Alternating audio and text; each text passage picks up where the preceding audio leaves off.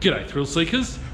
In the last video, we finally managed to get the engine and gearbox into the truck, and trust me, if anyone tells you it's easy to just slip it in and get them mated together, is telling you a lie. It has taken hours and hours and hours of pushing and shoving and lifting and lowering, because basically the problem you have is the gearbox is just floating in midair, and what you've got to try and do is get the engine and the gearbox at the same angle. So we ended up jacking up the gearbox and tilting the engine, and after a couple of hours we finally got them mated together, got enough bolts in to get the gearbox mated to the engine properly, and we've just started mocking in the engine mounts, which you can see down in here. Now you'll notice that all of the bolts at the moment are loose. We've only put this side on, and it does really help if you have a second person helping you, so they can raise and lower the engine as you're trying to get these mounts in, because they've actually got to curl in from underneath over the top of the chassis rail. You can't just slide them in, there isn't enough room there. So by leaving all the bolts loose on this side, it means that we can still raise and lower the engine and jiggle, raise and lower the engine and jiggle it around so that we can get the other side in. So that's what we're going to do now. Get all the bolts, get the engine mount on the other side in, cinch all the bolts up, and then we can actually start working on welding these mounts in. Okay, another good thing to have when you're doing this sort of work is a helper. And once again, look who's walked in the workshop in his mechanic's uniform, as per usual. Say hi, Dad. Yep, he's a little bit camera shy. So, here we go.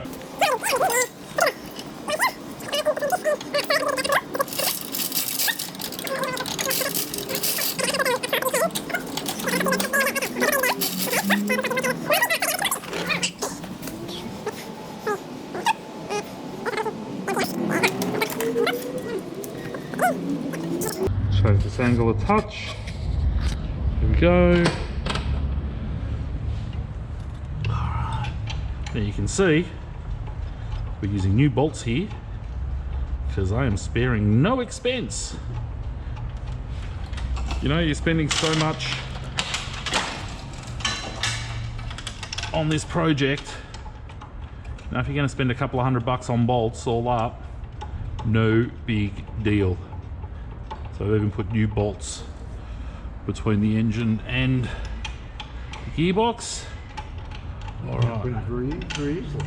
You did. Those mounts are terrific. They are fantastic. And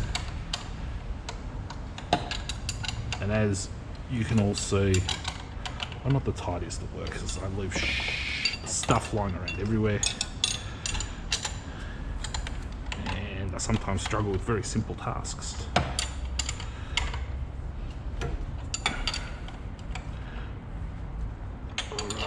One side.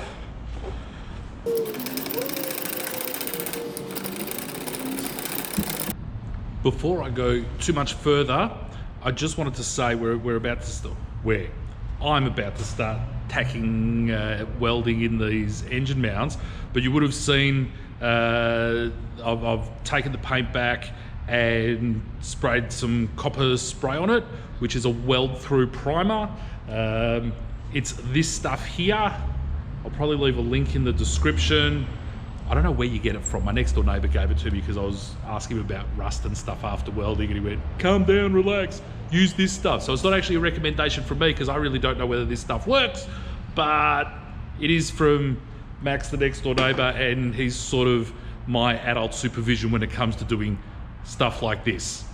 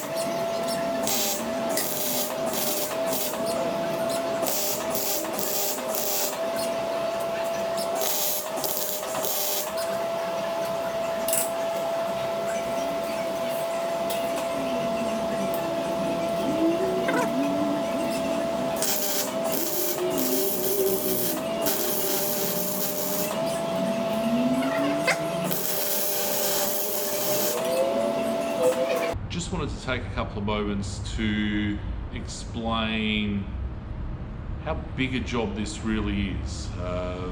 If you're a home handyman kind of guy, this really isn't the job for you. I'm very fortunate that I've got professionals in the factory right next door to me. So when it came to welding in the engine mounts, you'll see in the footage there's someone else actually doing the welding. That's my next door neighbour Max, who's half a mechanical genius. I mean, some of the cars he builds are just absolutely phenomenal. You know, he does hot rods, he does customs, he does all sorts of stuff. And the biggest issue is I have my own MIG welder, but it can best be described as a hobbyist sort of unit. So, you know, if you're doing a little bit of panel work, you know, I've welded up, you know, when you're doing, you know, like square tube, you know, I've had to do square tube frames and things like that. But, you know, when you're welding into a chassis, you need some real penetration. And fortunately, Max has a much bigger unit that can actually provide that. You know, and when you start to consider the amount of tooling that's been involved to get to this stage, you know, you're in for a big investment. Even if, you know, you had a high enough roof to live with and you managed to score a hoist for free, you know, it still cost me a couple of grand to have the thing installed and made sure that it was all safe and ready to use. You know, the gantry crane costs a huge amount of money. I've got trolley jacks and gearbox trolleys and gear transmission jacks and all sorts of things. You know, by the time you're really set up to do this sort of job, you're not going to be saving yourself any money. And it's not that I'm regretting that I didn't send it out just to get the mounts put in, but it is a huge task, and I would certainly recommend to anyone planning on doing this sort of conversion that you do. Just spend the money, send the vehicle off. You know, if you've got the wherewithal to get the engine out and whatever else, you know, do that by all means. But this has been a massive job. Fortunately my camera ran out of battery, so you didn't actually get to see. We ended up having to pull the steering box because there's a coupling on the column that gets in the way. So we decided that we'd actually undo the steering box to move that aside so we could get to the top of the mount that sits underneath this coupling, so we could weld that in properly. You know, there's a lot of stuff going on here. I mean, just to get the engine and gearbox mated together took a good couple of hours. I mean, I know I'm trying to keep these videos as short as possible, but it took a good couple of hours to just get them to mate up, and then by the time you get all the bolts in and everything done up and cinched, and then you got to try to set up the mounts and all that, it's a big job, which fortunately I'm now over and we've passed, but we've now got to start reassembling the vehicle and putting back all the stuff that we pulled off just to get the engine in there.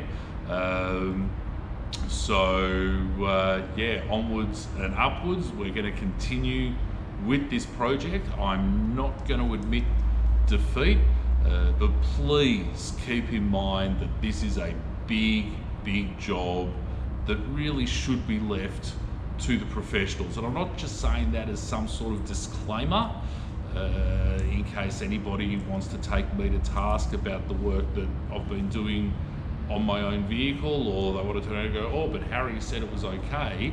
It's just been a big job. It's been days and days of mucking around and getting things wrong and doing things 2 and 3, 4 times over, that really for a couple of $1,000 at the most you would get someone to do, and then you'd just be able to drop your engine in, bring your gearbox up, and, you know, really start getting back into the reassembly of it all. So that's where where I'm at. I just thought I'd share those thoughts with you. And yes, I am going to continue working on this patrol, and hopefully sooner rather than later we'll have a running vehicle.